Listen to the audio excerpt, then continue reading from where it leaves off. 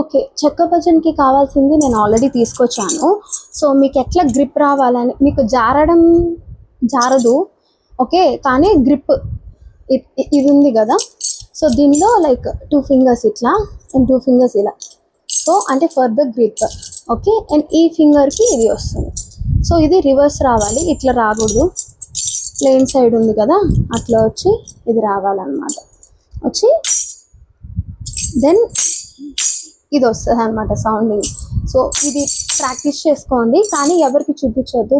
This is going to be very secret for us. And చెక్క భజన మనం మిడిల్లో ప్లాన్ చేస్తాము. భద్రశైల రాజమందిరాకి వస్తుంది. సో దీనికి కొన్ని స్టెప్స్ నేను ఆల్రెడీ ముందే చెప్పి పెడతాను ఇప్పుడు.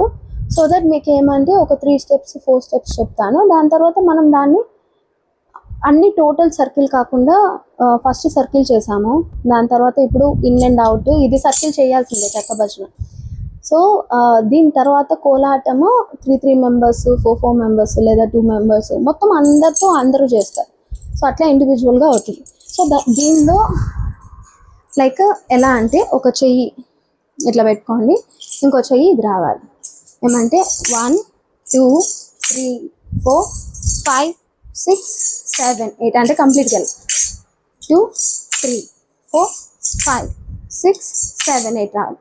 తర్వాత ఇంకొక మూమెంట్ ఉంది, 1 2 3 4 5 6 7 8 1 2 3 4 5 6.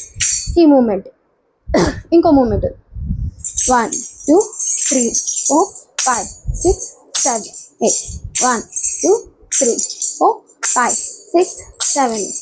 ఇది వస్తుంది మూమెంట్.